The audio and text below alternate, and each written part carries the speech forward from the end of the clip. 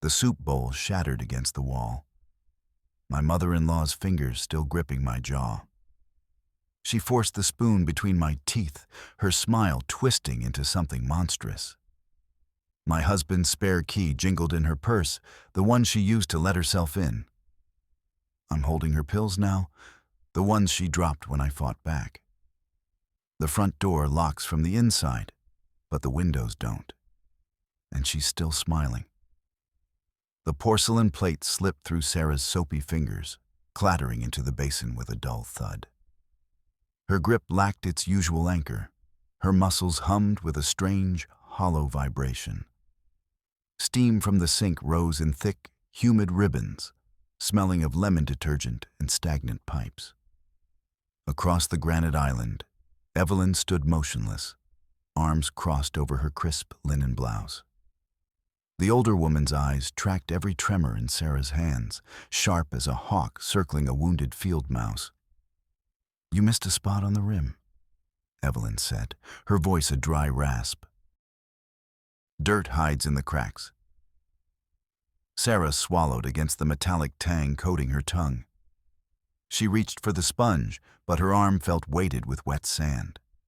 Her knees buckled an inch, forcing her to lean against the counter's edge. The Oak Ridge sunlight poured through the window, revealing dust motes dancing in the air. Yet the kitchen remained icy. Evelyn stepped closer. The scent of lavender and something bitter, like crushed aspirin, trailed behind her. "I used to manage this house with a newborn on my hip," Evelyn murmured, leaning into Sarah's personal space. "You seem to struggle with the simplest motions." Sarah tried to blink away the gray haze clouding her vision. Her heart hammered a frantic rhythm against her ribs, a trapped bird seeking exit. She opened her mouth to retort, to tell Evelyn to leave, but her throat constricted. The floor tilted. Every tick of the wall clock echoed like a hammer strike. Evelyn reached out, her fingers cold as she brushed a stray hair from Sarah's damp forehead. The touch sent a shiver through Sarah's spine, a silent alarm she couldn't quite name. The kitchen, usually Sarah's sanctuary of precision and chemical order, had become a blurred landscape of threats. She looked down at the soapy water, watching the bubbles pop with tiny, wet snaps that sounded like explosions in her ears. Her vision swam, the white subway tile of the backsplash vibrating.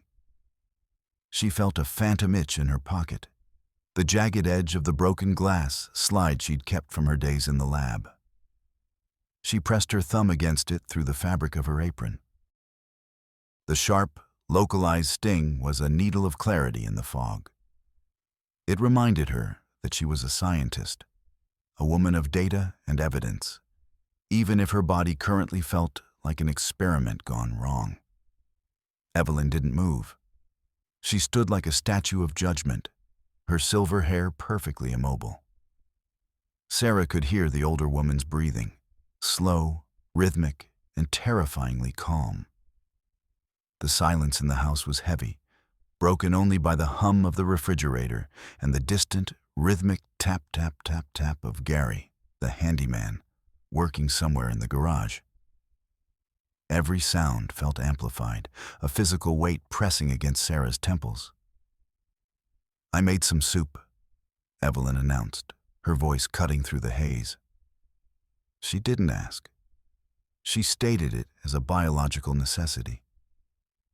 She moved toward the stove, her steps silent on the hardwood. She carried a heavy ceramic tureen, the lid rattling slightly. "It's fortified. You look peaked, Sarah. You've let yourself go." Michael notices, even if he's too polite to say so. The smell hit Sarah before the steam did. A thick, cloying scent of boiled herbs and something metallic, like blood or rusted iron. It turned her stomach. She tried to take a step back, but her heel caught on the rug. "I'm not hungry, Evelyn. I already ate." Sarah lied, her voice sounding thin and reedy to her own ears. Evelyn's face didn't change, but her eyes darkened. She set the tureen down on the counter with a definitive clack. Nonsense. You're skin and bones. You need the nourishment I provide. Michael depends on you being strong, and right now, you're a liability. Evelyn picked up a silver spoon, dipping it into the yellowish, viscous liquid. She approached Sarah with a slow, predatory grace. Sarah felt the wall behind her, the cold tile biting into her shoulder blades. There was no escape. "Open up," Evelyn commanded. It wasn't a request. It was the voice of a woman who had never been told no. Sarah shook her head, her breath coming in shallow gasps. "No. Please. I feel sick." Evelyn's hand shot out, surprisingly fast and powerful for a woman of her age. She clamped her fingers onto Sarah's jaw, her thumb and forefinger squeezing the hinges of Sarah's mouth. The pain was sharp, a bruising pressure that forced Sarah's lips apart. The smell of the soup was overwhelming now, a suffocating cloud of artificial salt and bitterness. "You will eat," Evelyn hissed, the lullaby softness of her voice replaced by a jagged edge. "I have spent my life ensuring this family thrives. I will not let a weak, hysterical girl ruin my work." Sarah thrashed, her hands coming up to grasp at Evelyn's wrists. The older woman was like iron. Sarah's boots skidded on the wet linoleum. In a desperate surge of adrenaline, Sarah twisted her torso, throwing her weight to the side. The sudden movement caught Evelyn off balance. Sarah's elbow connected with Evelyn's designer leather handbag, which sat perched on the edge of the island. The bag swept off the counter, hitting the floor with a heavy, muffled thud. The clasp snapped open, and the contents erupted across the floor. A gold lipstick, a silk scarf, a ring of heavy brass keys, and a shower of small white objects. Evelyn froze. Her grip on Sarah's jaw loosened just enough for Sarah to wrench herself free. Sarah slumped against the sink, gasping for air, her lungs burning. Her eyes darted to the floor. Among the spilled makeup and tissues lay a small, unlabeled blister pack. 2 of the foil bubbles were empty, but 3 remained, housing opaque white pills that looked like tiny, unblinking eyes. Evelyn scrambled to the floor, her composure finally shattered. She began gathering her things with frantic, jerky motions. Her breathing was no longer calm. It was a series of sharp, jagged inhalations. "Look what you've done," Evelyn muttered, her voice trembling with a mixture of rage and panic. "You're so clumsy, so careless." Sarah didn't answer. She watched Evelyn's hands. She waited for the moment the older woman reached for the keys. As Evelyn stretched toward the far side of the island, Sarah's hand shot out. Her fingers brushed the cold, crinkling plastic of the blister pack. She swept it into her palm, the sharp edges of the foil biting into her skin. She shoved it deep into her apron pocket, pressing it against the glass shard. Click scrape. Her thumb moved rhythmically against the glass. Click scrape. "I'll clean it up," Sarah whispered, her heart hammering against her ribs. "I'm sorry, I'll do it." Evelyn stood up, her face a mask of cold fury. She straightened her blouse, her fingers trembling as she smoothed the linen. She didn't seem to notice the missing pills yet. She grabbed the tureen and marched toward the door. "Michael will hear about this," Evelyn said, her voice regaining its icy stability. "He needs to know how far you've fallen." The front door slammed, the vibration rattling the windows in their frames. Sarah stood alone in the kitchen, the silence rushing back in like a rising tide. She pulled the blister pack from her pocket. There were no markings, no brand names, no dosage instructions, just the sterile silver foil. The sound of a car pulled into the driveway. Michael was home. Sarah hurried to the window, watching her husband step out of his sedan. He looked tired, his shoulders slumped, his handsome face looking softer, doughier than she remembered from their wedding photos 3 years ago. He didn't look like a man who was poisoning his wife. He looked like a man who had forgotten how to stand up straight. She met him at the door, her hands shaking as she tucked the pills into the waistband of her leggings, hidden beneath her sweater. "Michael," she started, her voice breaking. "Your mother? She was just here. She tried to force me to eat something. She's out of control, Michael. We need to change the locks. Michael didn't look at her. He walked past her into the kitchen, his eyes scanning the counters. He saw the damp spot on the floor where the soup had splashed. "She was only trying to help, Sarah," Michael said. His voice was flat, devoid of the warmth he used to have. He used the "we" that always made Sarah's skin crawl. "We talked about this. You haven't been yourself. Mother is worried. We are worried." Sarah felt the world tilt. "She grabbed me, Michael. She bruised my face." Michael finally looked at her, but his eyes were vacant, reflecting the overhead fluorescent lights. He reached into his pocket and pulled out a silver key. He held it up, the metal glinting. "I gave her the spare key this morning," Michael said softly. "It's better this way. She can check on you when I'm at the office. We need to make sure you're safe from yourself." He stepped closer, his hand reaching out to stroke her hair. Sarah flinched. The man standing in front of her wasn't the man she married. He was a satellite orbiting the cold, dead star of Evelyn Miller. "Go upstairs and rest," Michael whispered. "We'll have a nice dinner later. Mother is bringing over more of that soup. It's for your own good, Sarah. Everything we do is for your own good." He turned away to start the coffee maker, the machine beginning its low, growling hiss. Sarah stood in the hallway, the weight of the house pressing down on her. She wasn't just sick. She was a prisoner in a house where even the air felt like it belonged to someone else. The next morning, the metallic taste in Sarah's mouth was so strong, it felt like she'd been sucking on pennies. She woke up to find a new bruise on her inner thigh, a perfect purplish oval that she couldn't account for. Her memory of the night before was a series of disjointed images. Michael's face, the smell of the soup, the sound of the deadbolt sliding home on the front door. She waited until she heard Michael's car pull out of the driveway at 8 a.m. She had 40 minutes before Evelyn usually made her morning rounds. Sarah dressed quickly, her fingers fumbling with the buttons of her coat. She took the unlabeled blister pack from its hiding place. She needed to know what was in her system. She needed data. The drive to the local CVS felt like navigating through a dream. The streets of Oak Ridge were too clean, the lawns too green, the hydrangeas on every door looking like bleached skulls in the morning light. She pulled into the pharmacy parking lot, her breath coming in short, jagged bursts.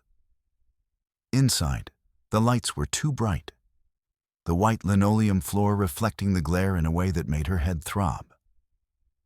She walked to the back, to the prescription counter. A man stood there, his lab coat too large, his posture slumped. His name tag read, Robert Chen. "Can I help you?" he asked, not looking up from his computer screen. He was humming a low, mournful tune, a funeral dirge that vibrated through the counter. Sarah pushed the blister pack across the laminate surface. "I need to know what these are. I found them in my house. I think someone is taking them who shouldn't be." Robert Chen finally looked up. His eyes were tired, ringed with deep shadows. He picked up the pack, turning it over in his hands. He frowned. "There are no codes on the foil," he muttered. "That's unusual. Usually there's an imprint or a lot number." He turned to his keyboard, his fingers hovering over the keys. "Let me check the national database for pill imprints." If they're a common supplement or a specialized hormonal treatment, I can find the match. Sarah leaned against the counter, her palms sweating. Please, it's urgent. Robert started typing. The clack, clack, clack of the keys was the only sound in the quiet pharmacy. Suddenly, the monitor flickered. A bright red box appeared on the screen. System error. Connection lost, Robert sighed, a long, weary sound. He began humming the dirge again, louder now. The system is down. It happens every Tuesday during the update, but this looks like a local outage. I can't access the database. Can't you just look them up in a book? A manual? Sarah asked, her voice rising in desperation. Everything is digital now, Robert said, his eyes returning to the screen as if mesmerized by the error message. Without the network, I'm just a guy in a white coat. I can't verify anything. You'll have to come back tomorrow. I don't have until tomorrow, Sarah shouted, her voice echoing in the sterile aisles. Robert didn't flinch. He just kept humming. System's down, lady. Nothing I can do. It's the protocol. Come back when the lights are green. Sarah snatched the pills back, her heart sinking. As she turned to leave, she saw a black sedan idling in the parking lot. The windows were tinted dark, but she felt a gaze on her. She hurried to her car, her hands shaking so hard she could barely fit the key into the ignition. When she got home, the house felt different. The air was colder. She walked into the kitchen and stopped. The basement door, which usually stood slightly ajar, was shut tight. She reached for the knob. It wouldn't turn. A heavy, industrial deadbolt had been installed on the outside of the door, a sleek, silver protrusion that didn't match the rest of the brass hardware. She pressed her ear to the wood. At first, there was nothing but the hum of the house. Then, she heard it. A low, rhythmic sound. A voice. It was Evelyn. She was singing. Hush, little baby. Don't say a word. Mama's gonna buy you a mockingbird. The voice was coming through the ventilation slats at the base of the wall. It was muffled, distorted by the metal ductwork, but unmistakable. Sarah backed away, her skin crawling. Who was Evelyn singing to? Michael was at work. The house was supposed to be empty. The sound of the garage door opening made her jump. It was too early for Michael.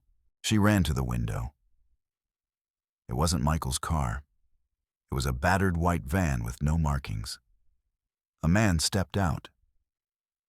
Gary, the handyman she'd seen lurking around the neighborhood. He wore greasy overalls and a heavy tool belt that jingled like a set of shackles. Sarah ducked into the garage, hoping to reach her car and leave before he saw her. But Gary was already there. He stood between her and the driver's side door, his eyes fixed on the floorboards. Tap, tap, tap, tap. He hit the side of the car with his knuckles. Evelyn says the brakes are soft, Gary said, his voice a low rumble. Told me to take the keys. Said you weren't fit to drive until I pull the drums and check the lines. The brakes are fine, Gary, Sarah said, her voice trembling. I just drove it. Move out of the way. Gary didn't move. He reached into his belt and pulled out a heavy wrench. He didn't raise it, but the weight of it was clear. I have my orders. Safety first. Give me the keys, Sarah. Don't make this a project. He stepped toward her, the jingle of his belt filling the small space. The smell of gasoline and old sweat was sharp, suffocating. Sarah backed away, her eyes darting for an exit. Gary was slow, but he was methodical. He moved like a man who knew his prey had nowhere to go. I'm calling the police, Sarah said, reaching for her pocket. Phone lines are being serviced today, Gary muttered, still looking at the floor. And your cell? Well, Evelyn said the reception in this garage is real spotty. Just give me the keys. He lunged, his hand reaching for her purse. Sarah spun away, her sneakers squealing on the concrete. She bolted past him, heading for the side door that led to the backyard. She heard Gary's heavy boots pounding behind her, the rhythmic clack-clack of his tools. She burst out into the bright July sunlight, the heat hitting her like a physical blow. She didn't head for the street. Gary would catch her there. Instead, she ran for the tool shed at the back of the property, a small corrugated metal structure hidden behind a row of overgrown hedges. She scrambled inside and slammed the heavy wooden door, sliding the rusted bolt just as Gary's weight hit the exterior. "Come on now, Sarah," Gary called out, his voice muffled by the metal walls. "You're making this difficult.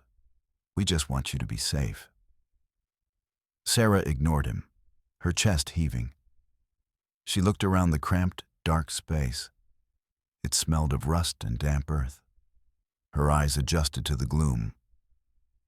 On a workbench in the corner, amidst the rusted shovels and broken terracotta pots, lay a crumpled piece of paper. She picked it up. It was a shipping receipt from an industrial supply company. Item: 1x Cryotech chest freezer, medical grade. Item: 48x units bovine growth hormone, concentrate. Item: 12x boxes domperidone, high dosage. The recipient was Evelyn Miller. The delivery address was this house. Sarah felt a wave of nausea. She knew what domperidone was. In the lab, they'd studied its side effects. It was a medication used to treat stomach issues, but it had a well-known off-label use. It induced lactation. It forced the body to produce milk, even in women who weren't pregnant. The tap, tap, tap, tap started on the outside of the shed. Gary was still there. "I can wait all day, Sarah," he said. "But the party's starting soon. You don't want to miss the fireworks, do you?" Sarah looked through a crack in the siding. She saw Gary walk away toward the house, his mission apparently abandoned for the moment. But she knew he wasn't finished. He was just part of the machine. She stayed in the shed for hours, watching the neighborhood transform. The Oak Ridge July 4th block party was beginning. She could hear the dissonant blare of 3 different pop songs competing for dominance. She smelled the cloying scent of charcoal smoke and cheap hot dogs. Through the crack, she saw Evelyn and Michael emerge from the back door. They were dressed in festive red, white, and blue. They looked like the perfect American family. They stood close together, Michael leaning into his mother, his posture mirroring hers. Evelyn leaned in and whispered something into Michael's ear. He nodded, a slow, glazed movement. They began walking toward the street, toward the laughter and the noise. Sarah knew this was her only chance. The house was empty. The garage was unguarded. She had to find that freezer. She had to see what Evelyn was manufacturing in the dark. The transition from the bright, noisy afternoon to the cool shadows of the house felt like entering a tomb. Sarah slipped through the back door, her heart a frantic drumbeat in her ears. The music from the street was a dull roar, a wall of sound that masked her movements. She went straight to the master bedroom. Michael was a creature of habit. He kept his valuables in the top drawer of his nightstand. She pulled it open, her fingers flying through the contents. A stack of receipts, his wedding ring, which he'd stopped wearing weeks ago, and a heavy, leather-bound book titled The History of Oak Ridge. She picked it up. It was too heavy for a book. She ran her fingers along the spine and felt a hidden latch. The book was a hollowed-out box. Inside lay a heavy brass key, its surface etched with a series of intricate ridges. This was it. The key to the freezer. She hurried down to the garage. The air was thick with the smell of gasoline and the metallic tang of Gary's tools. In the far corner, hidden behind a stack of cinder blocks and a heavy canvas tarp, sat a large humming shape. Sarah pulled back the tarp. The freezer was a sleek, industrial beast, its digital display glowing with a cold, blue light. Temperature, -10 degrees Fahrenheit. She reached for the lock, her hand trembling. The brass key fit perfectly. She turned it, the mechanism clicking with a heavy, final sound. "I wouldn't do that if I were you, Sarah." The voice came from the shadows behind the water heater. Sarah spun around, her breath catching. Evelyn stood there. She wasn't wearing her party clothes anymore. She was in a sterile white lab coat, her silver hair pulled back so tight it looked painful. She held a heavy glass jar in her hand, a mason jar filled with a thick, yellowish liquid. "You've been very busy today," Evelyn said, her voice dropping to that terrifyingly soft, lullaby tone. "Running to the pharmacy, hiding in the shed, stealing from your husband's drawer. You're a very naughty girl." "What is this, Evelyn?" Sarah demanded, her voice cracking. "The hormones, the freezer. What are you doing to Michael?" Evelyn stepped into the light. Her eyes were bright, feverish. "I am saving him. I am giving him what he needs to be whole again. A mother's love is a biological imperative, Sarah. It's chemistry. It's destiny." She raised the jar. "And you were supposed to be part of the cycle. But you're resistant. You're contaminated by your science and your logic. You don't understand the purity of the bond." Evelyn lunged. She swung the heavy jar with surprising strength. Sarah ducked, the glass whistling past her ear and shattering against the cinder blocks. Shards of glass sprayed across the floor, and the yellowish liquid, thick, warm, and smelling of spoiled cream, splashed against Sarah's legs. Sarah surged forward, her shoulder hitting Evelyn's chest. The older woman was lighter than she looked, but she was wiry and desperate. They tumbled to the floor, rolling among the glass shards. Sarah felt a sharp pain in her palm. Her thumb had found the glass slide in her pocket, the edge slicing deep. The pain cleared her head. She used her legs to shove Evelyn back, sending the older woman sprawling against the garage door. Sarah scrambled to the freezer. She grabbed the handle and wrenched the lid open. A cloud of white frost billowed out, smelling of sterile cold and something sweet. Sarah looked inside. The freezer was filled with hundreds of clear medical bags. They were organized by date and volume. Each one was filled with the same yellowish fluid. They looked like bags of plasma, but the labels were different. Batch 402. Concentrate, high. Recipient, MJ. Beneath the bags were boxes upon boxes of domperidone. Sarah's stomach turned. She understood now. Evelyn wasn't just feeding Michael fortified soup. She had used the hormones to restart her own body's systems. She was chemically inducing lactation, harvesting herself to keep her adult son tethered to her in the most primal, disturbing way possible. She was literally nursing him back into infancy, one special sauce at a time. "It's beautiful, isn't it?" Sarah turned. Michael stood in the doorway. His eyes were glazed, his pupils dilated until his eyes were nothing but black voids. He was pale, his skin looking translucent in the garage's harsh light. He was shaking, a fine, rhythmic tremor that made his hands rattle against his thighs. "Michael, look at this," Sarah sobbed, gesturing to the freezer. "She's poisoning you. She's using you." Michael didn't look at the freezer. He looked at Sarah, but there was no recognition in his eyes. Only a cold, predatory hunger. "I was so hungry, Sarah," Michael whispered. His voice was a rasp, the sound of dry leaves on pavement. You wouldn't feed me. Not like she does. She makes me feel safe. She makes the world go away. He stepped into the garage, closing the door behind him. The heavy deadbolt clicked into place. He stood next to his mother, who was slowly picking herself up from the floor, a thin line of blood trickling from her forehead. They stood together, a united front of madness. We tried to include you, Sarah, Evelyn said, smoothing her lab coat. We really did. We thought if we dosed you slowly, you'd understand. You'd become a sister to him, a companion in the nursery. But you're too loud, Michael said, his voice gaining strength. You ask too many questions. You make Mother sad. He stepped toward her, his large hands reaching out. Sarah backed away, her heels hitting the edge of the workbench. She was trapped.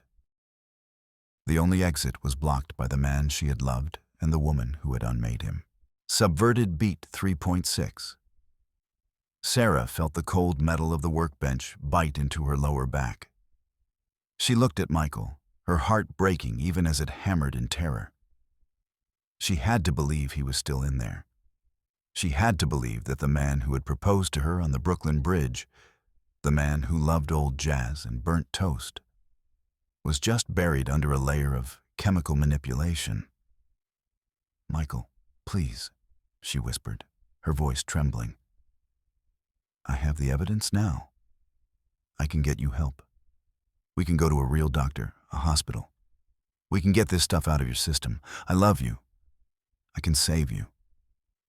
She reached out her hand, palm up, a gesture of absolute vulnerability and trust. She ignored the blood dripping from her thumb. She put everything she had into her gaze, trying to pierce the fog in his eyes. Michael stopped. His hands dropped to his sides. For a second, the glazed look flickered, his brow furrowed, and a small, pained sound escaped his throat. He looked at the medical bags in the freezer, then back at Sarah. Sarah, he breathed. Relief washed over her, so sudden and intense it made her knees weak. It was working. The truth was a catalyst, breaking the bond. She saw his shoulders drop, the tension leaving his frame. He took another step toward her, but this time his hands weren't reaching for her throat. They were open. I'm here, Michael. I'm right here. Just come to me. We'll walk out that door together. We'll never look back. Michael reached out and took her hand. His skin was cold, but his grip was gentle. He looked over his shoulder at Evelyn, who stood motionless, her face a mask of disappointment. Mother, Michael said, his voice steady. It's over. Sarah is right. This isn't right. Sarah felt a surge of triumph. She had won. She had reached him. She started to lead him toward the door, her mind already racing with the steps they needed to take, the police, the blood tests, the restraining orders. You're right, Sarah, Michael whispered, leaning close to her ear. I do need help. She felt a sharp, stinging prick in her neck. Sarah gasped, her hand flying to her throat. She felt the plastic barrel of a syringe. Michael's grip on her hand tightened, no longer gentle, but a crushing, industrial vice. He wasn't leading her to the door. He was pinning her against the workbench. The warmth of the drug flooded her system instantly. It wasn't a sedative. It was something that made her muscles turn to lead, while her mind stayed agonizingly sharp. Michael stepped back, his face shifting. The pained expression vanished, replaced by a look of smug, predatory satisfaction. He adjusted his tie, 3 times, a perfect mimicry of the order he craved. You really are a scientist, aren't you? Michael said, his voice dripping with a cruel, lucid intelligence. You always look for the logical conclusion. You thought I was a victim. You thought I was being manipulated. He laughed, a dry, hollow sound that echoed in the garage. I wasn't the one being dosed, Sarah. I was the one who suggested the domperidone. Mother was getting older. She was losing her edge. I needed to ensure the supply remained constant. I'm not the patient. I'm the architect. Evelyn stepped forward, handing Michael another syringe. She was always so arrogant, wasn't she, Michael? Thinking she knew more than us because she worked in a lab. Sarah tried to scream, but her vocal cords felt like they'd been coated in wax. She could only watch as the man she loved, the man who had never been a victim, began to fill the new syringe with the yellowish fluid from the freezer. We don't want to kill you, Sarah, Michael said, leaning in so close she could smell the metallic tang on his breath. We just want you to be compliant. We need a new source. Mother is tired. And you have such a young, healthy heart. You're going to be the perfect provider for our family. The truth hit Sarah like a physical blow, more devastating than the drug in her veins. Michael hadn't been lost. He had been the one holding the map the entire time. He had used his mother's obsession to fuel his own perversion. And now, he was going to use Sarah's own body as a biological factory. She wasn't the hero of this story. She was the raw material. The world began to blur at the edges, the harsh garage lights stretching into long, shimmering needles of pain. Michael held her down, his weight a suffocating blanket.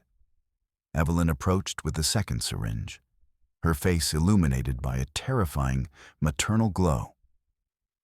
It's time for your first treatment, dear, Evelyn whispered. It'll hurt at first, the hormones always do. But soon, you'll feel the pull. You'll want to give. You'll want to feed us. Sarah's mind raced. She couldn't move her arms, but her fingers were still twitching. She felt the edge of the workbench. Her hand brushed against a plastic bottle, the ammonia she'd used to clean the kitchen floors earlier. Next to it, a jug of bleach Gary had left out for sanitizing the garage. She remembered her training. She remembered the safety protocols they'd drilled into her at the lab. Never mix ammonia and bleach. It creates chloramine gas. It is lethal in enclosed spaces. She didn't have a choice, but with a final, agonizing surge of will, she swept her arm across the workbench. The bottles tumbled, their caps loose. They shattered on the concrete floor, the liquids mingling in a bubbling, hissing pool right beneath Michael's feet. A sharp, acrid smell erupted, a scent so powerful it felt like a physical punch to the nose. Michael gasped, his grip loosening as the gas hit his lungs. He began to cough, a deep, racking sound. Evelyn shrieked, clutching her throat, her eyes streaming with tears. What did you do? Michael choked out, stumbling back. The gas rose in a pale, shimmering cloud. Sarah held her breath, her lungs screaming for oxygen. She used the momentary distraction to roll off the workbench. Her legs felt like jelly, but the adrenaline was fighting the drug. She grabbed a heavy pipe wrench from Gary's belt, which he'd left on the stool, and swung it with every ounce of strength she had left. The wrench hit the large garage window. The glass shattered, a beautiful, crystalline explosion. Fresh air rushed in, cutting through the toxic haze. Sarah scrambled through the opening, the jagged glass tearing at her clothes and skin. She didn't care. She fell onto the grass outside, the cool night air feeling like a miracle. In the distance, the first of the July 4th fireworks exploded. A brilliant, bloody red that lit up the Oak Ridge sky. Sarah didn't stop. She crawled, then stumbled, then ran. She ran toward the noise, toward the people, toward the light. She found a group of neighbors gathered around a grill. Jennifer Martinez was there, her forced smile faltering as she saw the bloody, gasping woman stumbling toward them. "Sarah, right? What happened? Are you—" "Call the police," Sarah wheezed, collapsing onto the manicured lawn. "The garage, the freezer. Tell them the Millers are manufacturing." She reached into her pocket and pulled out the unlabeled blister pack and the heavy brass key. She pressed them into Jennifer's hand. "Evidence," Sarah whispered. "Don't let them take it." The sirens began a few minutes later, a low, rising wail that drowned out the pop songs and the fireworks. Officer David Thompson was the first on the scene. He saw Sarah on the ground, then looked at the house. He didn't ask questions. He didn't offer comfort. He just straightened his tie 3 times and drew his weapon. 3 months later, the sun felt different. It was warmer, brighter, and it didn't smell like lavender or boiled soup. Sarah sat on the balcony of her new apartment in the city. The sounds below were chaotic, traffic, shouting, the rhythmic beat of a construction crew. But they were honest. There were no hidden lullabies here. She looked down at her hands. The scars from the glass were fading, but the mark on her neck from the syringe remained. A small, pale reminder of the night she stopped being a wife and started being a survivor. The news had moved on, but the legal battle was just beginning. The forensic reports had confirmed everything. The hormones, the induced lactation, the systematic poisoning of Sarah's food. Michael and Evelyn were being held without bail, their perfect family legacy dismantled in a series of grim press conferences. Sarah picked up a glass of water, her grip firm and steady. She didn't need a shard of glass to feel alive anymore. Back in Oak Ridge, the Miller house stood empty, the manicured lawn turning brown and brittle. But miles away, in the state psychiatric facility, Evelyn Miller sat in a white, sterile room. She didn't look at the doctors. She didn't look at the walls.